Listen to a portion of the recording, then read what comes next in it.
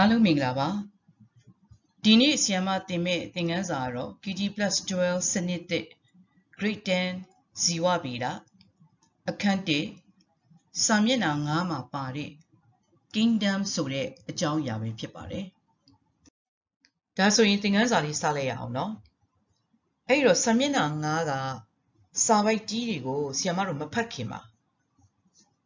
ဒီအခန်းကစာလုံးတွေတအားရှုပ်တယ်biology စလုံးတွေတအားများတယ်မှတ်ရတာတော်တော်များတယ်အဲ့အတွက်ကြောင့်ဆရာမတစ်ဆင့်ပြီးတစ်ဆင့်အေးအေးဆေးဆေးသွားကြတယ်ဟုတ်ပြီနော်ကဲအဲ့တော့ဘာစာပိုက်မှာမဖတ်ခင်မှာအရင်ဆုံးဒီစာမျက်နှာ9မှာပြီးထားတဲ့ဒီပုံလေးကိုကြည့်အောင်အဲ့တော့အရင်ဆုံးကြည့်မယ်နော် living organism လို့ခေါ်တဲ့ plant တွေ animal တွေဟာတန်းနဲ့ချီပြီးတော့အရေးအတွက်တည်ရှိတယ်ဟုတ်ပြီအဲ့တော့အဲ့ဒီ living organism တွေဒီလောက်အများကြီးကိုစချင်းအုပ်စုကြီး3ခုအနေနဲ့ဖွဲ့စည်းလိုက်တယ်အဲ့ဒီအုပ်စုကြီး3စုကို domain 3ခုလို့ခေါ်လိုက်တယ်တခါအဲ့ဒီအောက်မှာမှ domain 3ခုအောက်မှာမှတခါပြန်ပြီးတော့ပထမ domain မှာတခါတစ်ဖွဲ့ဒုတိယ domain မှာနောက်တစ်ဖွဲ့ဒါပေမဲ့နောက်ဆုံး domain မှာကြတော့အလုံးပေါင်း4ဖွဲ့ဖွဲ့လိုက်တယ်ဆိုတော့အလုံးပေါင်း6ခုဖြစ်မသွားဘူးလား domain 3ခုအောက်မှာ6ခုဖြစ်သွားတယ်အဲ့ဒီ6ခုကိုဘာလို့ခေါ်လဲဆိုတော့ kingdom 6ခုလို့ခေါ်လိုက်တယ်ရမယ်နော်ကဲအဲ့တော့ domain က3ခုရှိတယ်အဲ့ဒီ domain 3ခုအောက်မှာ kingdom လို့ခေါ်တဲ့လောကကို6ခုပြန်ခွဲလိုက်တယ်ဟုတ်ပြီနော်အဲ့တော့ domain 3ခုကဘာတွေလဲဆိုတော့ archaea bacteria eukarya အဲ့ဒီမှာ archaea မှာအုပ်စုတစ်စုရှိတယ်သူကို archaea bacteria လို့ခေါ်မယ် bacteria ရဲ့အောက်မှာ bacteria domain အောက်မှာ kingdom တစ်ခုရှိမယ် eubacteria တခါ eukarya အောက်မှာ kingdom 4ခုပြန်ခွဲထားလိုက်တယ် protista fungi plantae animalia ဆိုပြီးတော့ relationship between 3 domain and 6 kingdom of classification သက်ရှိများကိုအမျိုးအစားခွဲခြားတဲ့နေရာမှာ domain 3ခုနဲ့နော် kingdom လို့ခေါ်တဲ့လောကကြီး6ခုရဲ့ relationship ဆက်ပုံကိုပြသထားတဲ့ပုံဖြစ်ပါတယ်။ကဲဆရာမဒီပုံကိုသုံးပြီးတော့ပဲဆက်ပြီးတော့ရှင်းစရာလေးတွေဆက်ရှင်းမယ်ဟုတ်ပြီနော်။ကဲဘာဖြစ်လို့ဒီသက်ရှိတွေကို3မျိုးခွဲလို့ရတယ်လဲ domain 3ခုခွဲလို့ရတယ်လဲဆိုတဲ့အကြောင်းစပြီးတော့ပြောပါမယ်။အဲ့တော့သက်ရှိတွေဟာဆဲများနဲ့တိဆောက်ထားတယ်ဆိုတာမင်းတို့ရှေ့ကသိပြီးသား။တခါအခုအစ်စ်လာပြီနော်။ cell ကို2မျိုးနဲ့စားခွဲခြားထားပါတယ်။နာမည်တွေက prokaryotic cell နဲ့ eukaryotic cell အဲ့တော့ပထမစလုံးရှေ့မှာ pro ဆိုတာတွေ့လိမ့်မယ် pro ရဲ့အဓိပ္ပာယ်ကရှေးကြတော့ရှေးဥကြတော့အဓိပ္ပာယ်ရတယ်။နောက်တစ်ခုမှာ eu နဲ့စထားတယ် u ဆိုတဲ့အဓိပ္ပာယ်ကပို၍ကောင်းသောပို၍သာသော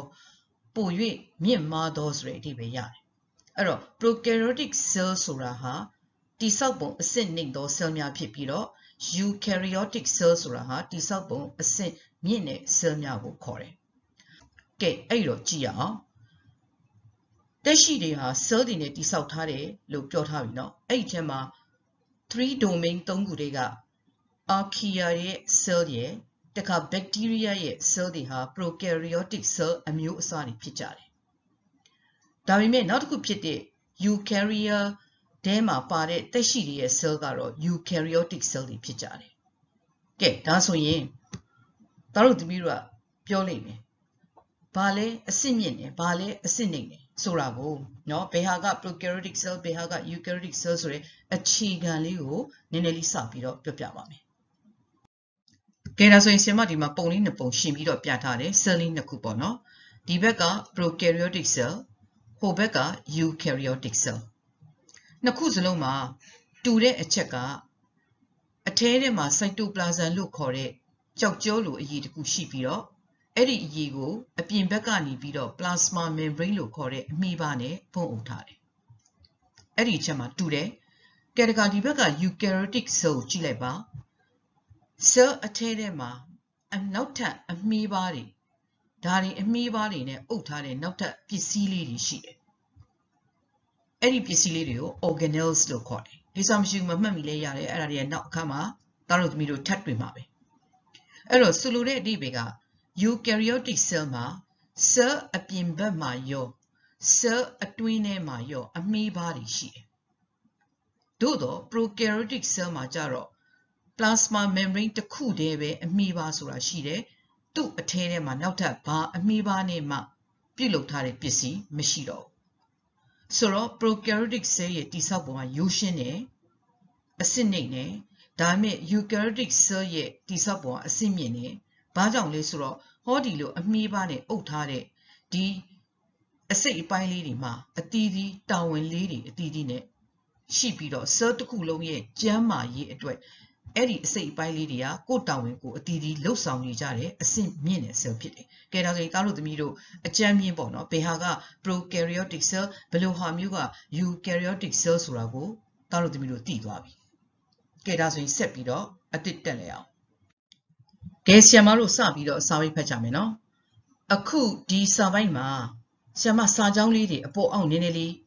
ရွှေ့ထားတယ်။ဘာဖြစ်လဲဆိုတော့ပြောရလွယ်အောင်မင်းတို့လည်းနားလေရလွယ်အောင်ဆရာမလည်းရှင်းရလွယ်အောင်ဆိုပြီးတော့စာပဲကလေးတွေကိုစာကြောင်းလေးတွေကိုအပေါ်အောက်ကလေးလှည့်ပေးထားတယ်နော်။ကဲဖတ်ကြည့်အောင်။အားလုံးပေါင်း domain 3ခုရှိတယ်လို့ပြောထားပြီးသား။ archaea ရဲ့ bacteria ရဲ့ eukarya ရဲ့အဲ့ဒီ3ခုဟာ history of life တက်ရှိများရဲ့သမိုင်းစဉ်တစ်လျှောက် early ဟိုးရှိအစအဦးပိုင်းမှာ diverge ဆိုပြီးတော့ထွက်ပေါ်လာပါတယ်တဲ့။အဲ့တော့ division 3ခုထွက်ပေါ်လာတယ်။ပြီးတော့မှ subsequently ဆိုတာအဲ့ဒီလို division 3ခုထွက်လာတယ်အရင်ဆုံးအဲ့ဒီလိုထွက်လာပြီးတဲ့နောက်မှာမှ many new kinds of organisms have evolved ဆိုတဲ့ဒီဗျာတဆင့်ပြီးတဆင့်တဖြည်းဖြည်းဘာဖြစ်လာလဲတိုးတက်လာတယ်ဖွံ့ဖြိုးလာတယ်ပြောင်းလဲလာတယ်ဆိုတဲ့ဒီပဲအဲ့ဒီတော့ subsequently ထို့နောက်မှာ organism တက်ရှိ new kind အမျိုးအစားအသစ်ပေါင်းမြောက်များစွာပေါ်ထွက်လာပါတယ်တဲ့အဲ့တော့ဆက်စချင်းဒီကဘာကြီးပေါ်မှာ archaea bacteria eukarya ဆိုပြီးတော့ domain 3ခုပေါ်ထွက်လာတယ်အဲ့ဒီကနေပြီးတော့မှနောက်ထပ်တက်ရှိတွေအမျိုးအစားပေါင်းမြောက်များစွာတစ်ခုပြီးတစ်ခုပေါ်ပေါက်လာမယ်ကဲဟုတ်ပြီ kingdom ဆိုတာဘာလဲအဲ့တော့ kingdom လောကဆိုဒီမှာ subdivision of a domain ရဲ့အောက်မှာရှိတယ် domain ရဲ့အောက်အခွဲဖြစ်တယ်အဲ့တော့ဘယ်သူကအမြင့်လဲ domain ကိုမှတစ်ခါပြန်ပြီးတော့အောက်မှာ kingdom ဆိုပြီးတော့ပြန်ဖွဲ့ထားတာ the living things are classified အဲ့တော့တက်ရှိများကိုတွေ့တဲ့အခါမှာเนาะရှာဖွေတွေ့ရှိတဲ့အခါမှာတက်ရှိများကို classify အမျိုးအစားခွဲခြားပြီးတဲ့အခါမှာတဲ့ and place in one of the 6 kingdom စောစောကပြောထားတဲ့ kingdom ကြီး6ခုရှိတဲ့အထက်က kingdom တစ်ခုခုတည်းကို place ဆိုတော့ဘာလို့လဲလေထည့်တယ်ကဲအဲ့ဒီ kingdom 6ခုတစ်ခုစီမှာလေတဲ့ each of these kingdom has its own set of characteristic ဆိုတာဝိသေသလက္ခဏာများ own နဲ့တွဲလိုက်တော့သူတို့ကိုယ်ပိုင်ဝိသေသလက္ခဏာများရှိကြတယ်အဲ့တော့ဆိုလိုတဲ့သဘောကဒီတပိုက်လုံးကြီးရဲ့ဆိုလိုတဲ့အဓိပ္ပာယ်က division 3ခုရှိတယ် kingdom 6ခုရှိတယ်အဲ့ဒီ kingdom 6ခုမှာတစ်ခုစီမှာသူတို့ရဲ့သက်ဆိုင်ရာ characteristic လို့ခေါ်တဲ့ဝိသေသလက္ခဏာများရှိကြပါတယ်တဲ့ကဲအဲ့ဒါလေးပြောပြီးတော့ဘာအကြောင်းပြောတော့မလဲဆိုတော့အဲ့ဒီပထမအဲ့ဒီ kingdom ကြီးတွေရဲ့ kingdom 6ခုရဲ့ characteristic တွေကိုအကြမ်းမြင့်သူစပြီးတော့ရှင်းပြလိုက်မယ်ကဲဒါဆိုရင်ဒီပုံကတော့ရှေ့မှာလဲပါပြီးသားပုံပဲအဲ့ဒီပုံဆီယမဒီကိုပြန်ပြီးတော့ခေါ်လာလိုက်တယ်เนาะကဲအဲ့တော့မှတ်မိမယ် domain 3ခု archaea bacteria eukarya เนาะ kingdom မှာအဲ့ဒီအောက်မှာပြန်ခွဲထားတာ6ခုကဲဒါတွေပဲပြန်ရေးထားတယ် kingdoms of living thing เนาะအဲ့တော့ kingdom ဆိုတာဘာလဲလောကเนาะတက်ရှိတွေကိုခွဲခြားထားတဲ့လောကတွေ organisms are divided into 6 kingdom တက်ရှိများကိုတဲ့ kingdom 6ခုအဖြစ်ကိုခွဲခြားထားတယ်အဲ့ဒီထဲမှာ kingdom 2ခုဟာတဲ့ဘယ်ထဲမှာပါလဲ archaea နဲ့ bacteria လို့ခေါ်တဲ့ domain 2ခုထဲမှာပါဝင်တယ်ပြန်ပြောမယ်နော် kingdom 2ခုဟာပထမ domain 2ခုဖြစ်တဲ့ archaea နဲ့ bacteria ဆိုတဲ့ domain 2ခုထဲမှာပါဝင်တယ်တဲ့ဆိုတော့အဲ့ဒီ kingdom တွေကိုဘာလို့ခေါ်လဲ archaebacteria နဲ့ eubacteria လို့ခေါ်တယ်သဘောပေါက်ပြီနော်အဲ့တော့ domain archaea နဲ့ bacteria ရဲ့အောက်မှာ kingdom 2ခုပါတယ်ဘာ kingdom တွေလဲ archaebacteria နဲ့ eubacteria စစ်ကြည့်အောင်အဲ့တော့သူတို့တွေဟာတဲ့ differences ဘယ်အချက်တွေမှာကွဲပြားခြားနားလဲဆိုရင် primarily ဆိုတာအဓိကအဖြစ်ဘယ်အချက်တွေမှာကွဲပြားခြားနားလဲဆိုတော့ metabolism ဆိုတာဒီတက်ရှိတွေရဲ့ခန္ဓာကိုယ်ထဲမှာဖြစ်နေတဲ့မှတ်မိရနော်ဓာတ်ပြုခြင်းဖြစ်စဉ်တွေပြီးတဲ့အခါမှာ genetic composition လို့ခေါ်တဲ့သူတို့ရဲ့ cell တွေထဲမှာ DNA ရှိတယ် DNA ပေါ်ကမျိုးရိုးဗီဇပါရှိမှုတွေတစ်ခုနဲ့တစ်ခုမတူကြဘူးလေသဘောပေါက်ပြီနော်အဲ့တော့ဆက်ပြီးကြည့်အောင်တခါတဲ့ eukarya domain ထဲမှာဆိုတော့တတိယနောက်ဆုံး domain ထဲမှာ four kingdom အလုံးပေါင်း၄ခုရှိတယ်ဘာတွေလဲ protista fungi plantae and animalia ဆိုတော့အခုဒီမှာရေးထားတဲ့စာပိုက်ကဘာကိုပဲပြောနေတာလဲဆိုတော့အခုဒီမှာရေးထားတဲ့ပုံကိုပဲစာပိုက်အတွင်းရေးထားတာအဲ့တော့ဆရာမထင်တယ်ပုံရလို့ရှိရင်ဒီစာပိုက်က easy ပါဟုတ်ပြီနော်အဲ့တော့သူပြောချင်တဲ့အဓိပ္ပာယ်က archaea နဲ့ bacteria ဆိုတဲ့ domain နှစ်ခုမှာ archaea bacteria နဲ့ eubacteria လို့ခေါ်တဲ့ kingdom နှစ်ခုရှိတယ်ဟုတ်ပြီနော်ပြီးရင် eukarya လို့ခေါ်တဲ့ domain မှာ protista fungi plantae နဲ့ animalia လို့ခေါ်တဲ့ kingdom ၄ခုရှိတယ်လို့ပြောထားတာပဲရမယ်နော်ကဲဒါဆိုရင်ဆက်ပြီးသွားရအောင်ကျွန်တော်တို့အခုဒီ kingdom 6ခုเนาะရဲ့ characteristic ဆိုတာဘာလဲဝိသေသလက္ခဏာများဟုတ်ပြီเนาะအဲ့တော့အဲ့ဒီ kingdom 6ခုရဲ့ဝိသေသလက္ခဏာတွေအကြောင်းလေ့လာတော့မယ်ဒါပေမဲ့အဲ့လိုမလေ့လာခင်မှာအရင်ဆုံးမင်းတို့တည်တင်တိထိုက်တဲ့เนาะနားလေတဲ့နဲ့စလုံးတွေအကြောင်းအရင်ဆုံးရှင်းရအောင်ဟုတ်ပြီเนาะအဲ့တော့ပထမဦးဆုံးအတွဲကပါလေဟောဒီမှာ prokaryotic cell and eukaryotic cell အဲ့တော့စစလုံးကလေဆရာမအဲ့ဒီချက်ကိုရှင်းပြပြီးသွားပြီဒါလေးကိုတစ်ခေါက်ပြန်ပြောပြခြင်းတယ်ဟုတ်ပြီနော်ကဲဘာလဲဆိုတော့အခုဆရာမ cell လေးနှလုံးဆွဲပြမယ်နော်ဟောဒီမှာ cell တစ်လုံးဒီ cell ကိုအပြင်ဘက်ကနေပြီးတော့အုပ်ထားတာ plasma membrane ပြီးတော့အထဲထဲမှာအရေးပြစ်တစ်ခုရှိတယ်လို့ပြောထားတယ်နာမည်ကပါလေ cytoplasm ပြီးတော့ဒီမှာနောက်ထပ် cell လေးတစ်ခုထပ်ဆွဲပြအောင်မယ်အဲ့ဒီ cell မှာလေဒီတိုင်းပဲ plasma membrane ရှိမယ်ပြီးတော့သူ့ရဲ့အထဲထဲမှာပြစ်အရေးတစ်ခုဖြစ်တဲ့ဘာနာမည်လဲ cytoplasm ဆိုတဲ့ပစ္စည်းတစ်ခုရှိမယ်ကဲအဲ့တော့အဲ့ဒီ cell တစ်ခုဘာကွဲပြားခြားနားတယ်ဆိုတော့လေ့လာကြည့်အောင်ပထမ cell ထဲမှာ cytoplasm ရဲ့အထဲထဲမှာနောက်ထပ်အမီးပါနဲ့အုပ်ထားတဲ့ဘာအင်္ဂါအစိတ်အပိုင်းကိုမှမတွေ့ရတော့ဒီ cell ကအရင်ရှင်းတဲ့အတွက်ကြောင့်ဒီ cell ကိုရိုးရှင်းသော cell ဆိုပြီးတော့ prokaryotic cell လို့နာမည်ပေးလိုက်တယ်အဲ့တော့ဒီဥစ္စာနံပါတ်1ပြီးသွားပြီကဲဒုတိယ cell အထဲထဲမှာကြည့်လိုက်မယ်ဆိုရင်နော်အရွယ်အစားအမျိုးမျိုးရှိတဲ့ပိုင်းလေးတွေတွေ့ရမယ်အဲ့ဒီအစိတ်ပိုင်းလေးတွေကနော်အမီးပါနဲ့အုပ်ထားမယ်နော်အပုံစံအမျိုးမျိုးအရွယ်အစားအမျိုးမျိုးနဲ့ရှိတယ်ဟောဒီမှာဆိုပါလို့နောက်တစ်မျိုးဟောဒီမှာနောက်ထပ်တစ်မျိုးနောက်ထပ်တစ်ခုစသဖြင့်အထဲထဲမှာအမီးပါနဲ့အုပ်ထားတဲ့ပစ္စည်းလေးတွေရှိတယ်ဆိုတော့ဒုတိယ cell ဟာပို့ပြီးတော့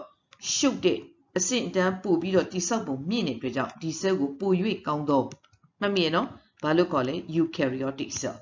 ကဲဒါဆိုရင်နောက်တစ်တွဲဖြစ်တဲ့ဒုတိယအတွဲကိုသွားရအောင် unicellular တဲ့အဲ့ဒီမှာစလုံးတွေကြည့်အောင် uni ရဲ့အဓိပ္ပာယ်က number 1 1လို့အဓိပ္ပာယ်ရတယ်နောက်ဘက်က multi ပြန်ထားထောင်မယ်နော် multi ရဲ့အဓိပ္ပာယ်ကအရေးအတွက်မြောက်များစွာရှိသော many လို့အဓိပ္ပာယ်ရတယ်ကဲဟုတ်ပြီအဲ့တော့ unicellular ဆိုတဲ့အဓိပ္ပာယ်ကရေးထားပေးမယ်နော် uni ဆိုတာပါလဲ1အဲ့တော့ unicellular organism ဆိုတာဒီတက်ရှိတစ်ခုလုံးမှာနော် cell တစ်ခုတည်းနဲ့ပဲတည်ဆောက်ထားတယ်အဲ့တော့သူ့မှာလဲ cell ဖြစ်တဲ့ကြောင့် plasma membrane ရှိမယ် cytoplasm ရှိမယ်နော်အဲ့တော့တကိုယ်လုံးမှာမှဒါ organism ဖြစ်သွားပြီနော်ဒီတက်ရှိမှာတကိုယ်လုံးမှာမှ cell လေးတစ်လုံးတည်းနဲ့ပဲဖွဲ့စည်းတည်ဆောက်ထားရင်အဲ့ဒီ organism အဲ့ဒီတက်ရှိကိုဘာလို့ခေါ်လဲ unicellular organism လို့ခေါ်တယ်ကဲအဲ့ဒါဆိုရင်နောက်တစ်ခု multicellular ဟုတ်ပြီ multi ဆိုတာဘာအဓိပ္ပာယ်လေးပြောထားလဲအများလို့ပြောထားတယ် many အဲ့တော့တက်ရှိတစ်ခုမှာနော်တက်ရှိတစ်ခုမှာ cell သူ့တကိုယ်လုံးမှာ cell တစ်ခုတည်းမကနေဖွဲ့စည်းတည်ဆောက်ထားရင်သူ့ကို multicellular organism လို့ခေါ်လိုက်မယ် unicellular organism တွေဟာ microscope နဲ့ကြည့်မှမြင်ရတဲ့တက်ရှိတွေဖြစ်တဲ့ကြောင့်၎င်းတို့သည် microscopic organism များဖြစ်ကြတယ် unicellular organism နဲ့ multicellular organism ဒီမှာဆရာမနောက်ထပ်ထပ်ဖြည့်လိုက်မယ် organism ဆိုတဲ့အကြောင်းနှိုင်းယှဉ်ပြသွားပြီကဲဒါဆိုရင်နောက်ထပ်တတိယအတွဲ autotroph နဲ့ heterotroph တဲ့အဲ့တော့ဆရာမဒီမှာစလုံးလေးနှလုံးရေးပြမယ် auto ရဲ့အဓိပ္ပာယ်က self မိမိကိုယ်တိုင်လို့အဓိပ္ပာယ်ရတယ်ဟုတ်ပြီနော်နောက်တစ်ခုက hetero hetero တဲ့ hetero ရဲ့အဓိပ္ပာယ်ကကိုယ်တိုင်မဟုတ်သူများ others လို့အဓိပ္ပာယ်ရတယ်ဟုတ်ပြီအဲ့တော့သူ့ရဲ့နောက်မှာ troph trop ဆိုတာတွေ့လားနှစ်ခုစလုံးရဲ့နောက်မှာ trop ဆိုတာပါတယ် trop ဆိုတဲ့အဓိပ္ပာယ်ကအာဟာရလို့အဓိပ္ပာယ်ရတယ်ဆိုတဲ့အတွက်ကြောင့် self autotroph ဆိုရင်ကိုယ်တိုင်အာဟာရပြုလုပ်သောသက်ရှိများဥပမာတစ်ပင်အစိမ်းတွေအစိမ်းရောင်ရှိတဲ့တစ်ပင်တွေ green plants နော် green plants တွေ green နဲ့အစိမ်းရောင်ရှိတယ်အစိမ်းရောင်ရှိကြောင်သူတို့ဟာအထဲထဲမှာ chlorophyll လို့ခေါ်တဲ့ molecule တစ်မျိုးရှိတယ်အဲ့ဒါကအလင်းကိုစုပ်မယ်စုပ်ပြီးတော့ဘာလုပ်မလဲအစာကိုယ်တိုင်စားဖို့အစာကိုကိုယ်တိုင်ပြုလုပ်မယ်အဲ့ဒါ autotroph ကဲဒါဆိုရင်နောက်တစ်ခုက heterotroph လို့ခေါ်တယ် heterotroph ဆိုတာကရှင်းရှင်းလေးပါကိုယ်တိုင်အစာမလုပ်နိုင်ဘူးကိုယ်တိုင်အစာမလုပ်နိုင်လို့သူများလုပ်ထားတဲ့အစာကိုယူစားရတယ်အဲ့တော့ဥပမာလူတွေအပါအဝင် animal သတ္တဝါတွေရမယ်နော်ကဲပြီးပြီ autotroph နဲ့ heterotroph ကဲဒါဆိုရင်နောက်ဆုံး reproduction လေးပြောကြည့်အောင်ဒီမှာ reproduction မျိုးပွားခြင်း၃မျိုး၃စားပေးထားတယ် asexual reproduction ဒါလည်းရှိကတွေ့ခဲ့ပြီးသားပါလိင်မဲ့မျိုးပွားနည်း vegetative reproduction ပင်ပိုင်းမျိုးပွားနည်းလို့ခေါ်မယ်တခါနောက်ဆုံးတစ်ခုကပါလဲ sexual reproduction ဆိုပြီးတော့သူကပါလဲလိင်ရှိမျိုးပွားခြင်းလို့ထည့်ပေးရတယ်အဲ့တော့အလုံးပေါင်း reproduction ၃မျိုးရှိတယ်ရမယ်နော် asexual reproduction by fission ဆိုတဲ့အဓိပ္ပာယ်ကပိုင်းပြတ်ခြင်းလို့အဓိပ္ပာယ်ရတယ်ပိုင်းပြတ်ခြင်းနဲ့နောက်တစ်ခုကကျတော့ဒီလိုလဲပြန်ထားတယ်တိမ်ပြီးတော့ပြတ်ထွက်လို့တိမ်ပြတ်ခြင်းနဲ့ကဲဘယ်လိုဟာမျိုးလေးကြည့်အောင်ဟောဒီမှာဆရာမ cell လေးတစ်လုံးဆွဲနေတယ်ဟုတ်ပြီနော်ဒါ cell အဲ့ဒီ cell တဖြည်းဖြည်းနဲ့အစာတွေဆိုင်းကနေအဲ့ cell ကအရွယ်အစားကြီးလာတယ်တိတ်ပြီးတော့ကြီးလာရင်ဒီတဲ့မကတအားကြီးလာလို့ရှိရင်အဲ့ဒီ cell ပောက်ကွဲသွားလိမ့်မယ်ဘာကြောင့်လဲသူ့ရဲ့အပြင်ဘက်က plasma membrane ကမထိန်းနိုင်တော့လို့ဟုတ်ပြီနော်အထဲထဲမှာရှိနေတဲ့ပစ္စည်းရဲ့ဒုတဲ့ပမာဏကိုမထိန်းနိုင်တော့ဘူးအဲ့ဒီကြောင့် plasma membrane မထိန်းနိုင်တော့ cell ဟာပောက်ကွဲတော့မယ်အဲ့တော့ तू ကအပေါက်ကွဲတော့မခတ်မဲနဲ့အဲ့ဒီ cell ကဘာလုပ်လိုက်လဲဆိုတော့သူ့ကိုသူနော်အလဲကောင်မှာဟောဒီလိုဒီ cell ဟာအလဲကောင်မှာဒီလိုအထဲထဲကိုတိမ်ဝင်ပြီးတော့နောက်ဆုံးပြတ်ထွက်လိုက်တဲ့အခါမှာ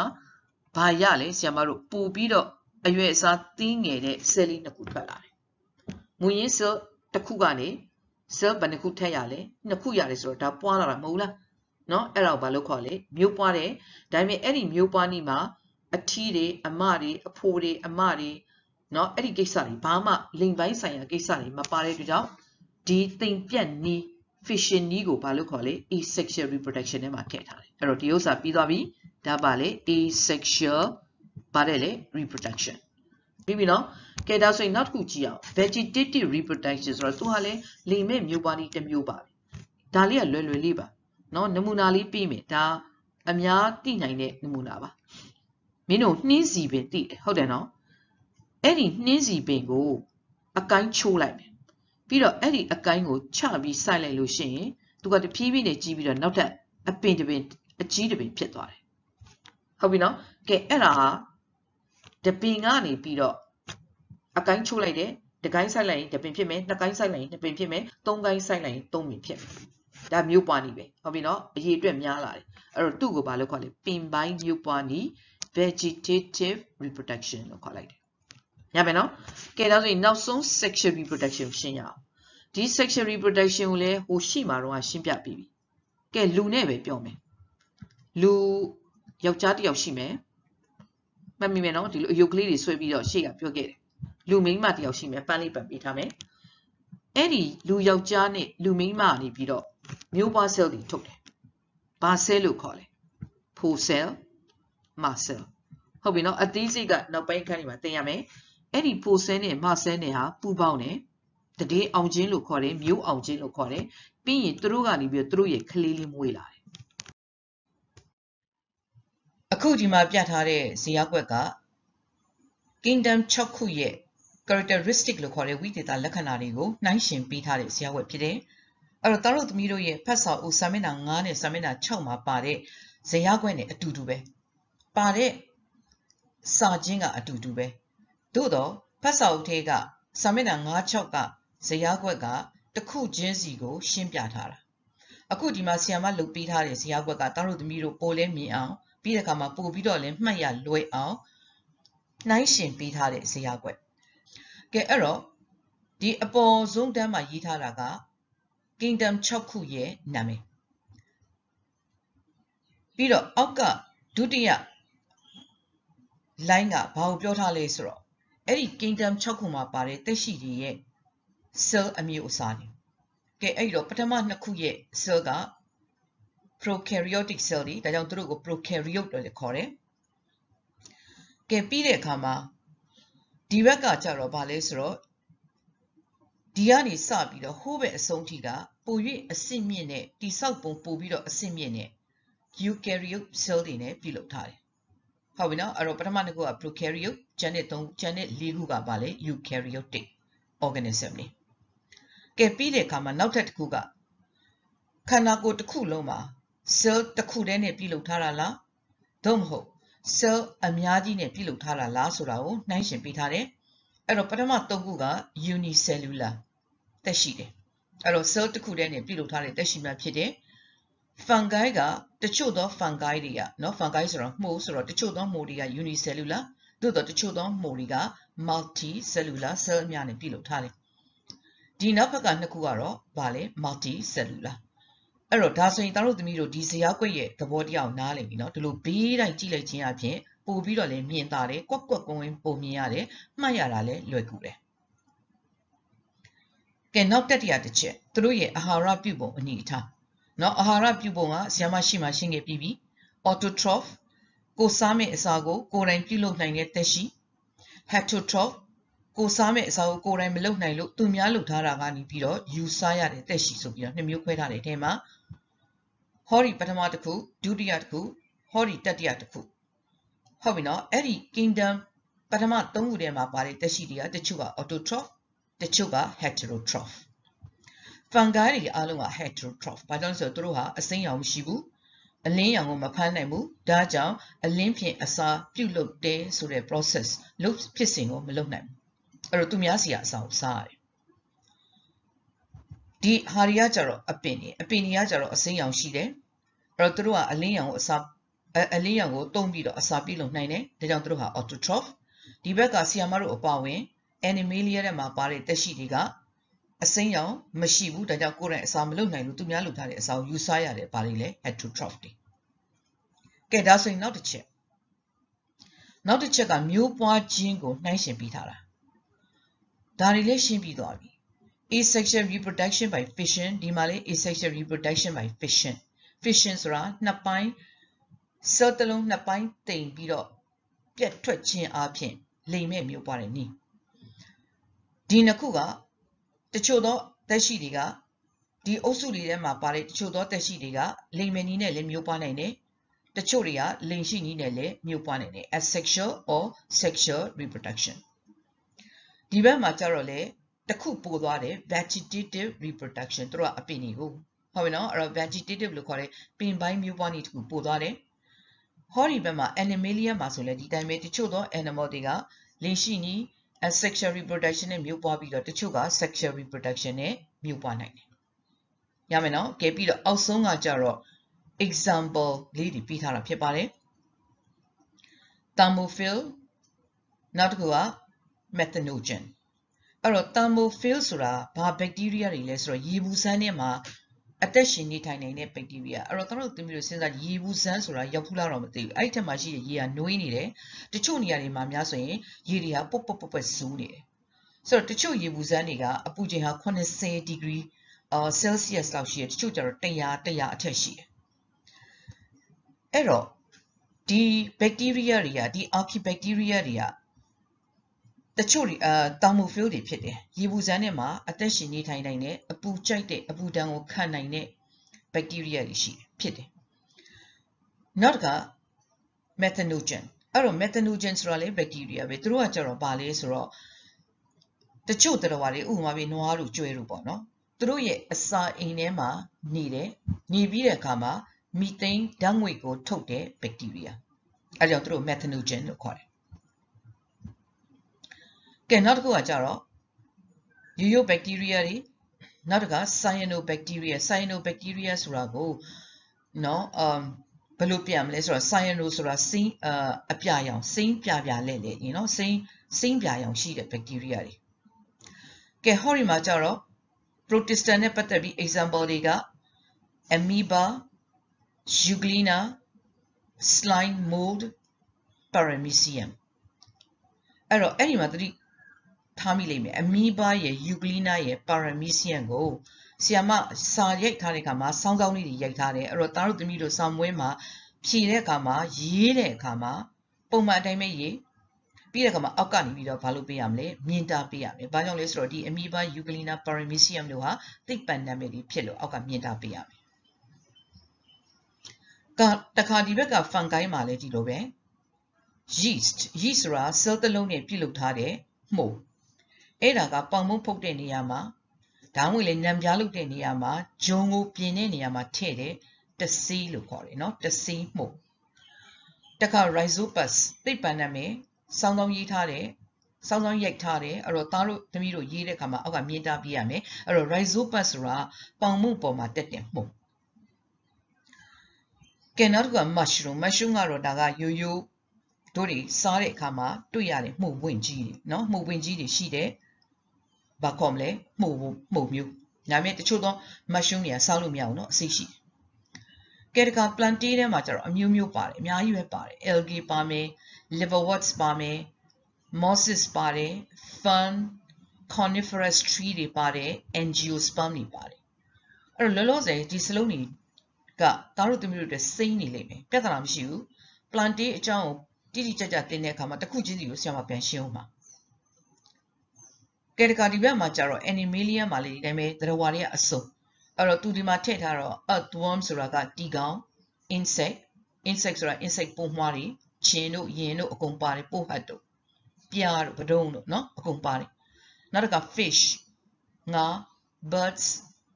ငှက်တွေပါမယ် mammal နှုတ်တိုက်သတ္တဝါတွေပါတယ်အဲ့တော့ဒီနေရာမှာဒါပဲရေးရမယ်လို့ example ဒါပဲရေးရမယ်လို့ဆရာမမဆိုလို့ဘူးเนาะထပ်ပြီးတော့လေကိုယ့်ဟာကိုယ်သိတဲ့ animal တွေထပ်ထည့်လို့ရတယ်ဆိုတော့ dog လို့ထည့်မလား cat လို့ထည့်မလားမှန်တယ်အကုန်ရတယ်เนาะကဲဒါဆိုရင်ဒါကဆရာမသားတို့သမီးတို့အတွက် special လုပ်ပေးထားတဲ့ဇာတ်ကွက်ဖတ်စာအုပ်ထဲကဇာတ်ကွက်ကိုကြည့်ကြရအောင်ကဲဒီမှာပြထားတဲ့ဇာတ်ကွက်ရဲ့နောက်စာမျက်နှာမှာပြထားမယ့်ဇာတ်ကွက်ရဲ့ကသားတို့သမီးတို့ရဲ့စာမျက်နှာ9နဲ့6မှာပြီးထားတဲ့ဇာတ်ကွက်အတိုင်းပုံလေးတွေနဲ့ဆရာမပြန်ပြီးတော့ထည့်ပေးထားတယ်အဲ့တော့ရှေ့ကဘေးလိုက်ရှင်တဲ့ဇာတ်ကွက်မှာရှင်းပြပြီးသားဖြစ်တဲ့အတွက်ကြောင့်ဒီဇာတ်ကွက်တွေကိုဆရာမဘာမှဖတ်မပြတော့ဘူးရှင်းလဲရှင်းမပြတော့ဘူးအဲ့တော့သားတို့သမီးတို့ဒီဥစ္စာကိုယ့်အနေကိုလေ့လာပြပါ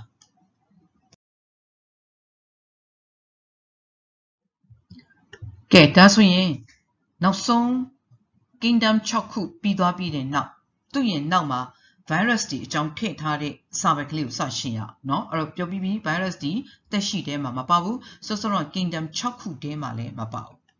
အဲ့တော့ဒီမှာရေးထားပြီးတယ် virus ကိုတဲ့ not included include ဆိုတာထည့်သွင်းထားသည် not included ဆိုတော့ထည့်သွင်းထားခြင်းမရှိပါ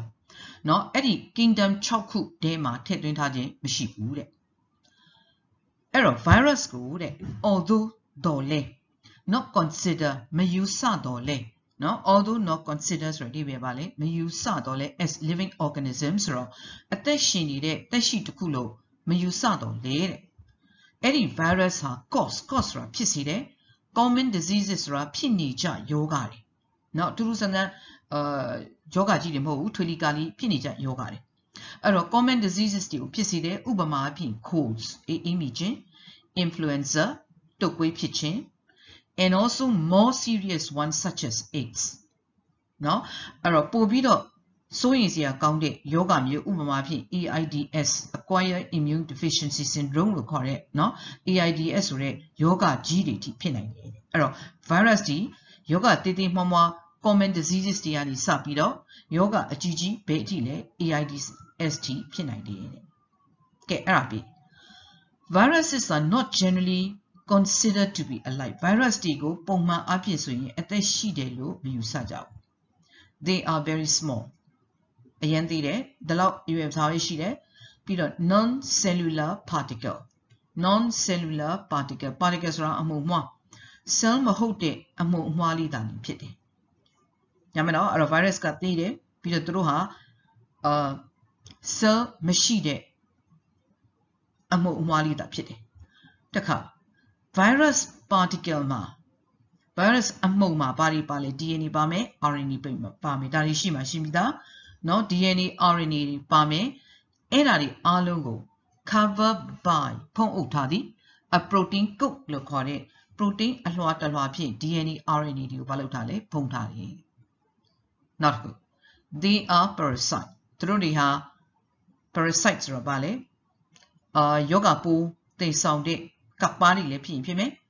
causing diseases in plant and animal. Plant and animal they ma yoga ni phit si de. Ya me no number 3 check. Taka number 4. Virus in infected cell. Yoga phit ni de cell de ka virus ka achha tho hu cell mya koဟုတ်ပြီနော်အခြားသောဟုဆဲများကိုယောဂကူးဆက်စေရန်အတွက် virus တွေက copy ကူးကြတယ်ဆိုတော့ဒီမြေ virus တွေကသူ့ကိုယ်သူထပ်ပြီးတော့ပွားတယ်အဲ့တော့ virus ကြီး infected cell တွေကိုဝင်သွားမယ်အဲ့ဒီထဲမှာထပ်ပြီးတော့ပွားမယ်ဘာဖြစ်လို့လဲအဲ့ဒီကြတော့မှထွက်လာပြီးတော့မှတခြားသော host cell တွေလက်ခံတဲ့ cell host cell ဆိုတော့လက်ခံ cell တွေကိုဘာလုပ်အောင်လဲကူးသွားအောင်လို့အဲ့တော့ virus တွေက cannot move feed မစားနိုင်ဘူး excrete အညစ်အကြေးမစွန့်ဘူး show sensitivity ဆိုတာကလှုပ်ဆော်မှုတွေကိုတုံ့ပြန်နိုင်တဲ့အာယုခံနိုင်စွာလည်းမရှိဘူးသို့မဟုတ် grow ကြီးထွားခြင်းလည်းမရှိဘူးဟုတ်ပြီနော်အဲ့တော့ virus မလုပ်နိုင်တာတွေကမရွေ့နိုင်ဘူးမစားနိုင်ဘူးအညစ်အကြေးမစွန့်နိုင်ဘူးပြီးတော့လှုပ်ဆော်မှုတွေကိုခံစားနိုင်တဲ့အာယုခံနိုင်စွာလည်းမရှိဘူးပြီးတော့ကြီးထွားမှုလည်းမရှိဘူးဒါပေမဲ့ can reproduce ပွားနိုင်တယ်ဒါပေမဲ့မျိုးပွားတယ်ဆိုရင်ဘယ်မှာပဲပွားနိုင်လဲသူတို့ကိုလက်ခံထားတဲ့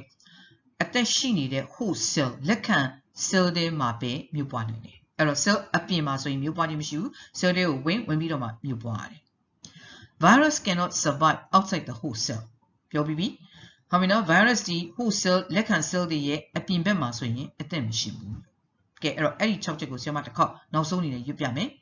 1. They are very small 20 to 400 nanometer non-cellular particle.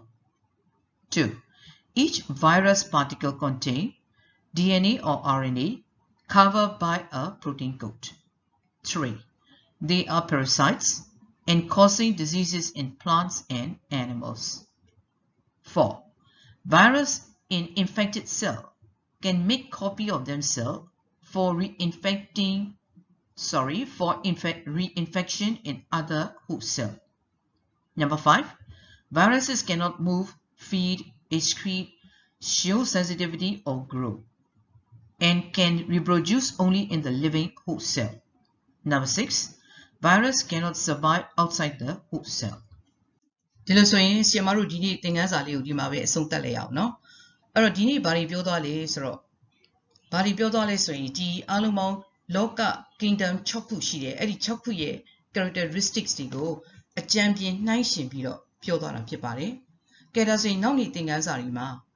အဲ့ဒီ kingdom တစ်ခုချင်းစီအကြောင်းကိုအသေးစိတ်ထပ်ပြီးတော့ပြောသွားပါမယ်ကဲဒါဆိုရင်အားလုံးကိုကျေးဇူးတင်ပါတယ်